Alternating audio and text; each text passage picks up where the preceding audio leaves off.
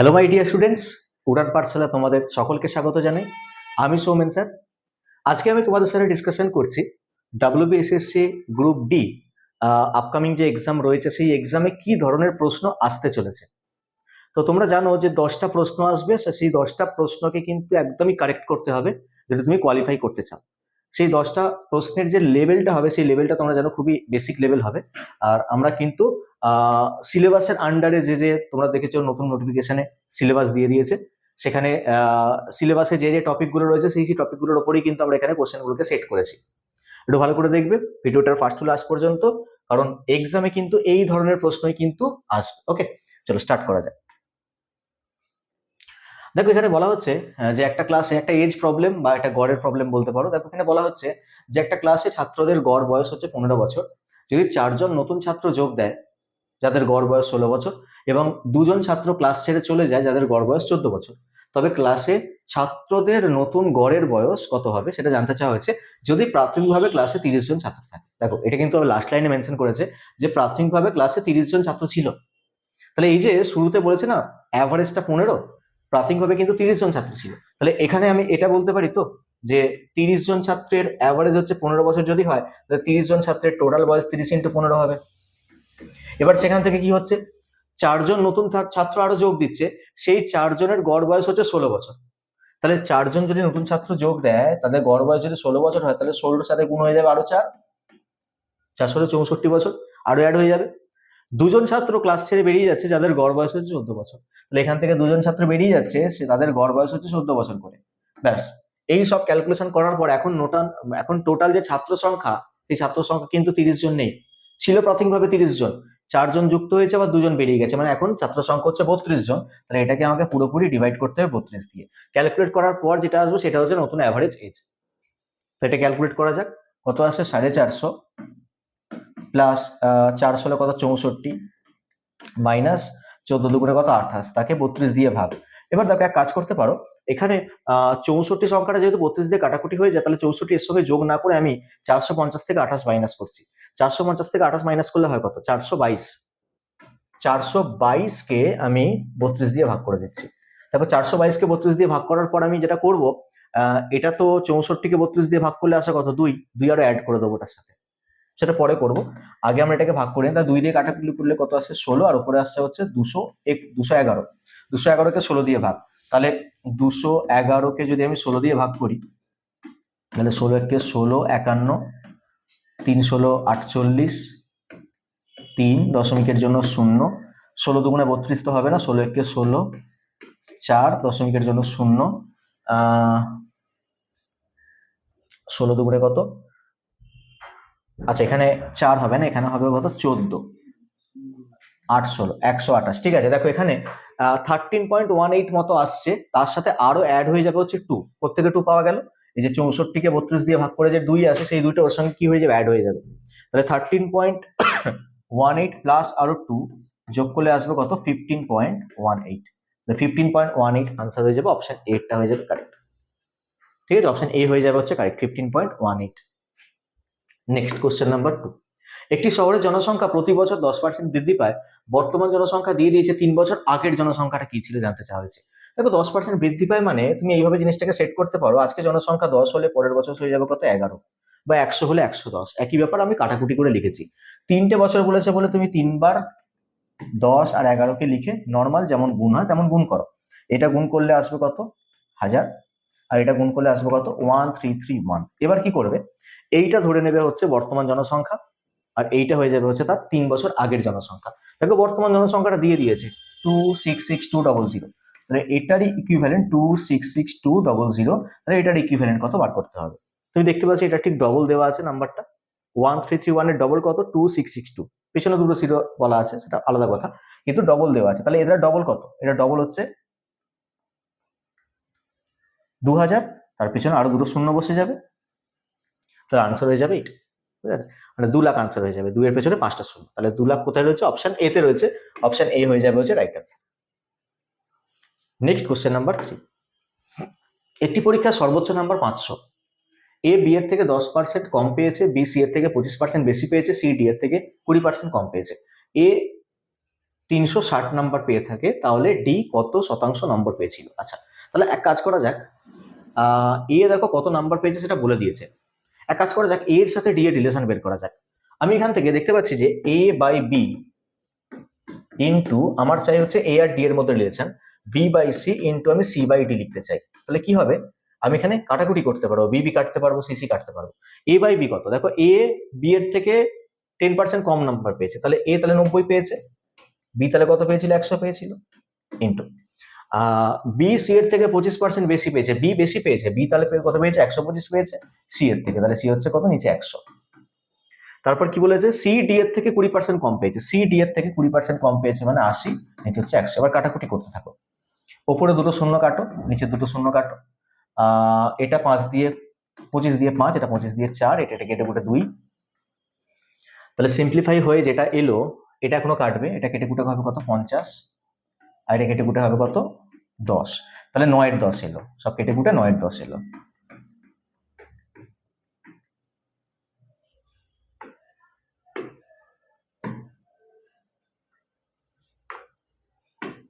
সব কেটে কুটে যেটা এলো সেটা কত, 9 এর 10 এলো। আচ্ছা, এবার দেখো এর নাম্বারটা বলে দিয়েছে, এর নাম্বার কোনটা, উপরের যে ফ্র্যাকশনে যে উপরে মানে নিউমারেটর, সেটাই হচ্ছে এর নাম্বার, কারণ দেখো উপরে এ বসে আছে, তাহলে এটা হচ্ছে এর নাম্বার, আর ডি এর নাম্বার হচ্ছে। আচ্ছা, এ যদি 360 পায়, তাহলে ডি কত পাবে, এটার কত গুণ, এটার 40 গুণ, 4 9 36 হয়, তাহলে ডি পাবে হচ্ছে 400। কতর মধ্যে 400 পেয়েছে, সর্বোচ্চ নাম্বার 500, তার মধ্যে 400 পেয়েছে, তাহলে ডি কত পার্সেন্ট পেল, 80% পেল। তাহলে 500-র মধ্যে পেল কত, 400, তাহলে ডি কত পার্সেন্ট নাম্বার পেয়েছে, 80% নাম্বার পেয়েছে, তাহলে 80% হবে হচ্ছে কারেক্ট আনসার। অপশন এ তে রয়েছে 80%, অপশন এ হয়ে যাবে হচ্ছে রাইট আনসার। সিম্পল ভাবে আমরা কোশ্চেনটাকে সলভ করলাম, কারণ পার্সেন্টেজ রয়েছে তোমাদের। দুটো সংখ্যার গুণফল দিয়ে দিয়েছে আর তাদের গসাগু দিয়ে দিয়েছে, এই ধরনের সম্ভাব্য সংখ্যা জোড় কতগুলো হতে পারে। দেখো, যখনই গসাগু দিয়ে দিয়েছে 12, তখন দুটো সংখ্যাকে তুমি ধরে নেবে, একটা সংখ্যা 12x আর একটা সংখ্যা 12y, যেখানে x আর y হচ্ছে দুটো কোপ্রাইম নাম্বার বা পরস্পর মৌলিক সংখ্যা। এখন এই দুটো সংখ্যাকে গুণ করলে গুণফল কত বলা হয়েছে, 2160। তাহলে x আর y এর গুণফল কত হবে, 2160-কে আমি দুবার 12 দিয়ে ভাগ করবো, একবার 12 দিয়ে ভাগ, আরেকবার 12 দিয়ে, নিচে আরেকবার 12 আসবে। তাহলে কাটাকুটি করা যাক, এটা কাটাকুটি করলে কত আসে, 12 12, 8 12 96, 180, তাকে আরেকবার 12 দিয়ে ভাগ, কত আসবে, 15 আসবে। ঠিক আছে, চলো এবার এক্স আর ওয়াই এর গুণফল 15 কত রকম ভাবে তুমি লিখতে পারো, 1 × 15 লেখা যায়, 3 × 5 লেখা যায়, আর কোনোভাবে লেখা কিন্তু পসিবল না। তাহলে দু জোড়া সংখ্যা আসবে, দু জোড়া, অপশন বি তে রয়েছে, তাহলে দু জোড়া সংখ্যা আসবে। আর আমরা যখন এইভাবে 15-কে আমরা দুটো সংখ্যার গুণফল রূপে লিখছি, তখন এক্স আর ওয়াই যেন কোপ্রাইম হয়। দেখো 1 আর 15 এরা কিন্তু কোপ্রাইম, 3 আর 5 এরা কিন্তু কোপ্রাইম, কোপ্রাইমে ভাঙতে হবে। ঠিক আছে, তাহলে দু জোড়া সংখ্যা আমরা পেলাম। 5 অঙ্কের ক্ষুদ্রতম সংখ্যা নির্ণয় করো, যাকে এই সংখ্যাগুলো দিয়ে ভাগ করলে প্রতি ক্ষেত্রে 3 অবশিষ্ট থাকবে। কি করবে, দেখো আমাদের কাছে অপশন রেডি আছে, অপশন টেস্ট করবো, খুব তাড়াতাড়ি অঙ্ক সলভ হয়ে যাবে, কারণ তুমি যদি এটাকে ডেসক্রিপটিভে করতে চাও অনেকটা লেন্দি হবে। দেখো 5 অঙ্কের ক্ষুদ্রতম সংখ্যা এমন একটা বের করতে হবে যাতে এই সংখ্যাগুলো দিয়ে ডিভাইড করলে প্রতি ক্ষেত্রে যেন 3 অবশিষ্ট পাওয়া যায়, 12 দিয়ে ভাগ করে যেন 3 অবশিষ্ট পাওয়া যায়। ভালো করে শুনবে, দেখো এই সংখ্যাটাকে 12 দিয়ে ভাগ করলে কোনোদিনও 3 অবশিষ্ট আসবে না, কখনোই আসবে না 12 দিয়ে ভাগ করলে। কেন আসবে না, দেখো এ হচ্ছে একটা ইভেন নাম্বার, আর ইভেন নাম্বার দিয়ে ভাগ করছে, কখনো অড ভাগশেষ আসবেই না, 3 ভাগশেষ আসবেই না। দেখো 3 ভাগশেষ আসতে পারে যদি আমরা এইটাকে 12 দিয়ে ভাগ করে 3 অবশিষ্ট আসতেই পারে, ঠিক আছে, কিন্তু এইটাকে ওইটাকে ভাগ করলে কখনো 3 অবশিষ্ট আসবেই না, কারণ এটা হচ্ছে ইভেন নাম্বার, যাকে একটা ইভেন নাম্বার দিয়ে ভাগ করলে কখনো অড ভাগশেষ আসবেই না। ওটাও তাই, দেখো অড ভাগশেষ কখনো আসবেই না, 3 ভাগশেষ বলেছে একটা অড নাম্বার, বিজোড় সংখ্যা, অড ভাগশেষ আসবে না। তাহলে এই দুটো অপশনকে আমি প্রথমে না এলিমিনেট করে দিতে পারি। আমার হাতে রয়েছে এই দুটো অপশন, এবার এই দুটো অপশনের মধ্যে আমি চেক করবো। দেখো বলছে 21 দিয়ে ভাগ করে 3 অবশিষ্ট। আচ্ছা 21 দিয়ে ভাগ করে 3 যদি অবশিষ্ট হয়, তাহলে 3 দিয়ে ভাগ করে তো ভাগ মিলে যাওয়ার কথা। ভালো করে শোনো কি বললাম, 21 দিয়ে ভাগ করে যদি 3 অবশিষ্ট হয়, তাহলে 3 দিয়ে ভাগ করলে 3 অবশিষ্ট থাকবে না, ভাগ মিলে যাওয়ার কথা। এখন আমি এই দুটোকে এক কাজ করি, 3 দিয়ে ভাগ করে দেখি যে কোনটা ভাগ মিলছে। দেখো এটা 8 আর 1 9, 9 আর 3 কত 12, তাহলে এটাও 3 দিয়ে মেলে। এটা দেখি 7 আর 7 14 আর 1 15, এটাও 3 দিয়ে মেলে। তাহলে আমি এখান থেকে কিছু ফাইন্ড আউট করতে পারলাম না যে অপশন সি হবে আনসার না অপশন এ হবে আনসার। নেক্সট এক কাজ করা যাক, 12 দিয়ে ভাগই করে দেওয়া যাক। তাহলে এটাকে 12 দিয়ে ভাগ করে দিই,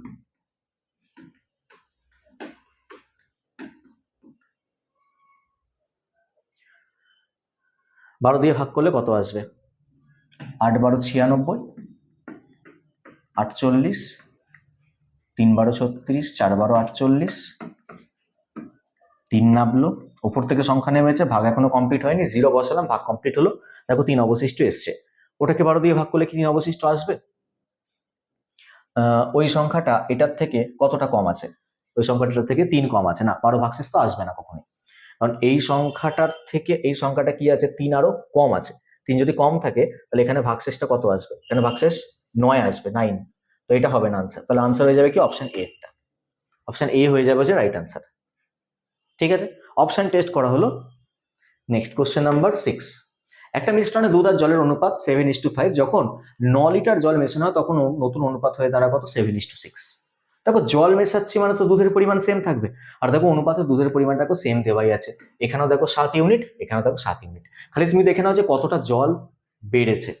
5 ইউনিট থেকে হয়ে গেছে 6 ইউনিট, দেখো জল বেড়েছে 1 ইউনিট। সেই 1 ইউনিটের মানই হচ্ছে 9 লিটার। তাহলে 1 ইউনিট মানে যদি 9 লিটার হয়, জানতে চাওয়া হয়েছে কি যে আসল মিশ্রণে দুধের পরিমাণ কত ছিল। দেখো আসল মিশ্রণে দুধের পরিমাণ ছিল কত? 7 ইউনিট। তাহলে 7 ইউনিটের মান তোমাকে বের করতে হবে। 7 না কত? 63। তাহলে 63 লিটার হয়ে যাবে হচ্ছে correct answer. 63 litre option A তে রয়েছে, অপশন এ হয়ে যাবে হচ্ছে correct answer. Next question number 7। এ এবং বি এর আয়ের অনুপাত দিয়ে দিয়েছে, খরচের অনুপাত মানে ব্যয়ের অনুপাত দিয়ে দিয়েছে, আর 4:1 অনুপাত তারা সঞ্চয় করে তাই অনুপাত দিয়ে দিয়েছে। তাহলে এখানে আমি লিখছি এ আর বি তাদের আয়ের অনুপাত ইনকাম রেশিও কত দেওয়া আছে? 3:1। এক্সপেন্ডিচার রেশিও কত দেওয়া আছে? 4:1, না 2:1। আর দেখো ইনকাম থেকে এক্সপেন্ডিচারটা মাইনাস করলে তো আমরা খরচ পাই, সরি সেভিংস পাই। সেভিংস মানে কি? সঞ্চয়। তো সঞ্চয় পাচ্ছি কত? 4:1 অনুপাতে। এখন এ আর বি এর মোট মাসিক সঞ্চয় বলেও দিয়েছে 5,000 টাকা। এখন একটা জিনিস দেখো, আমি যে রেশিওগুলো এখানে সেট করলাম, রেশিওগুলো ঠিকঠাক ভাবে সেট হয়েছে তো? ইনকাম থেকে এক্সপেন্ডিচার মাইনাস করলে তো সেভিংস পাওয়া যায়। দেখো 3 থেকে 2 মাইনাস করলে কি 4 পাওয়া যায়, বা 1 থেকে 1 মাইনাস করলে কি 1 পাওয়া যায়? রেশিওগুলো ঠিক সেট হয়নি, রেশিওগুলোকে সেট করতে হবে। তো যদি তোমার চোখের দেখা একবার তুমি ভাবতে পারো যে এইটা যদি ডবল করে বসাতাম, এটাকে যদি আমি ডবল করে বসাতাম, দেখো এ আর বি এর অনুপাত হচ্ছে, আমি যদি এটাকে ডবল করে তো বসানোই যে একটা অনুপাতকে 6:2 লিখলাম, আর নিচের অনুপাতটা যেমন লেখা আছে তেমন লিখলাম, 2:1 লিখলাম। দেখো তো তাহলে 4:1 আসছে কিনা? মাইনাস করলে 4, মাইনাস করলে 1 পাওয়া যাচ্ছে। এটাই হচ্ছে রেশিও মেথড। এইভাবে তুমি অঙ্ককে তাড়াতাড়ি করতে পারবে সব। তাহলে এ আর বি এর ইনকাম রেশিওটা আমি 3:1 না লিখে তাকে ডবল করে লিখলাম 6:2। তাহলে এই রেশিওগুলো অটোমেটিক্যালি কি হয়ে গেল? সেট হয়ে গেল। এবার দেখো এখানে বলেছে মাসিক সঞ্চয় 5,000 টাকা, তাহলে 4 আর 1 5 ইউনিট মানে 5,000 টাকা। জানতে কি চাওয়া হয়েছে যে বি এর মাসিক আয় কত? বি এর মাসিক আয় মানে হচ্ছে এই 2 ইউনিটের মানটা জানতে চাওয়া হয়েছে। তাহলে 2 ইউনিট মানে কত হয়ে যাবে? সেই অনুযায়ী 2,000 টাকা হয়ে যাবে। তাহলে 2,000 টাকা হয়ে যাবে রাইট আনসার, অপশন বি এরটা। ক্লিয়ার হয়েছে? তাহলে 5 ইউনিটের মান যদি 5,000 হয়, তাহলে 2 ইউনিটের মান হয়ে যাবে হচ্ছে 2,000 টাকা। চলে যাচ্ছে নেক্সট কোশ্চেন।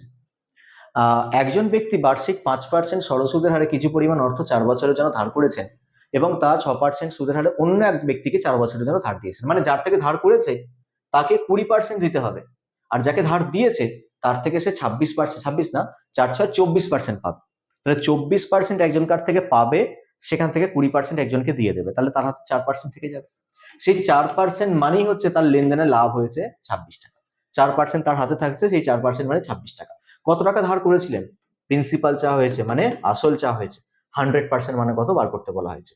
তাহলে 26/4 ইন্টু 100, ইউনিটারি মেথডে কাটাকুটি করো, কত আসছে? 25, 25 ইন্টু 26 ক্যালকুলেট করলে 650 আসবে। তাহলে 650 টাকা হয়ে যাবে হচ্ছে রাইট আনসার, অপশন এ। ঠিক আছে, নেক্সট কোশ্চেন নাম্বার 9 বলছে কত সময় 8,000 টাকা বার্ষিক 10% সরল সুদে এত টাকা হবে। দেখো তুমি দেখতেই পাচ্ছ এখানে 4,000 টাকা ইন্টারেস্ট আছে। 8,000 টাকা রেখে যদি আমি 12,000 টাকা পাই সুদে আসলে, তাহলে 4,000 টাকা কি আছে এখানে? ইন্টারেস্ট আছে। আচ্ছা 4,000 টাকা ইন্টারেস্ট মানে 50% ইন্টারেস্ট। আমি 8,000 টাকা রাখছি, আমি যদি তার হাফ ইন্টারেস্ট পাই তার মানে 50% ইন্টারেস্ট পাচ্ছি। দেখো 50% পেতে 5 বছর সময় লাগবে, কেন? তুমি তো প্রতি বছর 10% করে পাও, 5 বছরে তো 50% পাবে, 5 বছরে কি পাবো আমরা? 50% পাবো। আর 50% পাও মানে এটার 50% কত? 4,000 টাকা। 4,000 টাকা যদি ইন্টারেস্ট পাই, তাহলে 8,000 আর 4,000 মিলিয়ে আমার টাকাটা 12,000 হয়ে যাবে। তাহলে আনসার হয়ে যাবে কত? 5 বছর। 10, 5,000 টাকার একটা অংশ 4% এবং বাকি অংশ 5% সরল সুদে বিনিয়োগ করা হয়েছিল। 2 বছর পরে মোট সুদ দিয়ে দিয়েছে কত টাকা? 480 টাকা। আচ্ছা, 2 বছরে যদি 480 টাকা সুদ হয়, তাহলে 1 বছরের সুদ হচ্ছে 240 টাকা। 2 বছরে যদি 480 টাকা সুদ হয়, তাহলে 1 বছরের সুদ কত? ওটার হাফ, 240 টাকা। বলছে 4% সুদের হারে কত টাকা বিনিয়োগ করা হয়েছিল? 4% বিনিয়োগে 4% সুদের হারে কত টাকা বিনিয়োগ করা হয়েছিল? তাহলে 5,000 টাকা দুটো ভাগে ভাগ করা হয়েছে, একদিকে কত টাকা আর একদিকে কত টাকা জানা নেই, কিন্তু এদিকের টাকাটা 4% খাটছে, ওদিকের টাকাটা 5% খাটছে। আর টোটাল সুদ 1 বছরে, 1 ইয়ার, 1 বছরে যে সুদটা, সেই সুদটা হচ্ছে কত? 240 টাকা। এখানে প্রশ্নে বলেছিল 2 বছর, আমি ওটাকে 1 বছরে কনভার্ট করে নিলাম। 1 বছরের সুদ হচ্ছে 240 টাকা। এখন বলছে এই 4%-এর দিকে কত টাকা রেখেছিলে। দেখো, এটা করার সহজ টেকনিক। পুরো টাকাটাকে এদিকে বসিয়ে দাও। 5,000 টাকাটাকে যদি আমি এদিকে রেখে দিই, তাহলে 5,000 টাকার 5% হচ্ছে 250 টাকা ইন্টারেস্ট তুমি পেতে। পুরো 5,000 টাকাটাকে এদিকে বসিয়ে দাও, উল্টো দিকে। সবসময় মনে রাখবে যে যেটা বের করতে দিয়েছে তার উল্টো দিকে বসিয়ে দেবো। 5,000 টাকাটাকে যদি এদিকে বসিয়ে দিই, তাহলে 5%, 5,000 5% কত? 250 টাকা। 250 টাকা তুমি ইন্টারেস্ট পেতে। এবার 250 টাকার এই সংখ্যাটার মধ্যে গ্যাপ দেখে নেবে কত। 250 আর 240-এর গ্যাপ কত? 10। আর সেই 10কে তুমি ডিভাইড করবে এই দুটো পার্সেন্টেজের গ্যাপ দিয়ে। এই দুটো পার্সেন্টেজের গ্যাপ কত? 1% দিয়ে ভাগ করে দেবে। 1% দিয়ে ভাগ মানে হচ্ছে 10 ডিভাইডেড বাই 1, আর পার্সেন্টেজ জন্য উপরে 100 চলে যাবে, তাহলে 1000 হয়ে গেল। ব্যাস, 1000 টাকা লিখে দেবে এখানে, আর বাকিটা হয়ে গেল 4,000। প্রশ্ন কি করা হয়েছিল? যে 4% সুদের হারে কত টাকা বিনিয়োগ করা হয়েছিল। তাহলে 4% সুদের হারে 1000 টাকা বিনিয়োগ করা হয়েছিল। তাহলে আনসার হয়ে যাবে অপশন বি একটা। ঠিক আছে, তো এরকমই 10টা কোশ্চেন আসবে। আশা করি তোমরা বুঝতে পেরেছো। ঠিক আছে, এরকম লেভেলেরই প্রশ্ন আসবে। নেক্সট আমরা কিন্তু এই এক্সামের ওপর কিন্তু আরো ভিডিও নিয়ে আসতে চলেছি। তো তোমরা লাইক করো, আমাদের চ্যানেলটাকে সাবস্ক্রাইব করো। Thank you everyone, and keep learning.